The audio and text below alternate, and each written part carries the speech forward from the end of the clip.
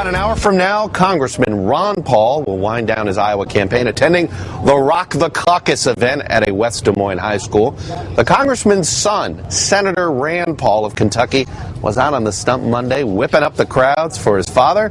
Anthony Terrell is an NBC News campaign embed, and he got the chance to sit down with Senator Paul.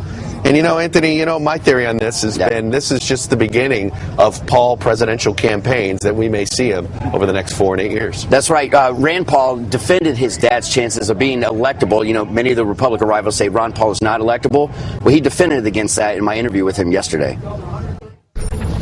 Talking about a third party is a little premature when you're leading the field for the GOP primary. So I think when you're leading and you have a chance of winning the GOP nomination, it'd be a little premature to talk about anything else. It's interesting to me, though, that he says premature. Right.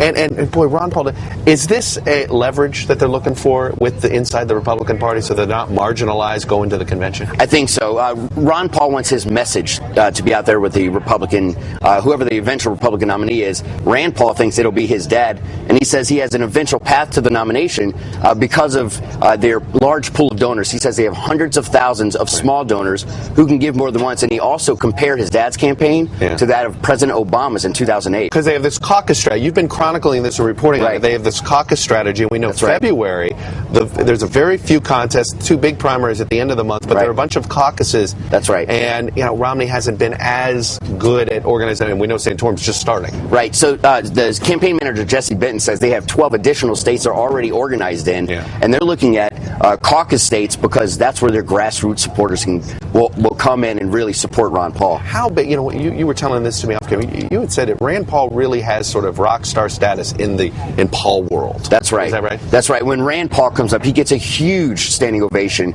And remember, he was that Tea Party darling in 2010, and he reminded me that his dad started the Tea Party in 2007. So he said that organization is coming together. It helped him in 2010, and he thinks it'll help his dad this year in 2012. We're seeing this because of the anti-war, anti-interventionist rhetoric. Right. It seems to be he's lost a little bit of that Tea Party ground, hasn't he? That's right.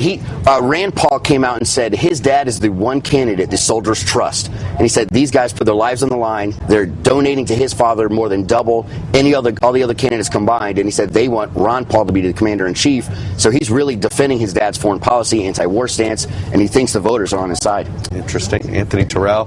Catch up with Rand Paul. Not the easiest interview. Yeah, it was good. Find. I'm glad. Stuff. Thank you. Thank you for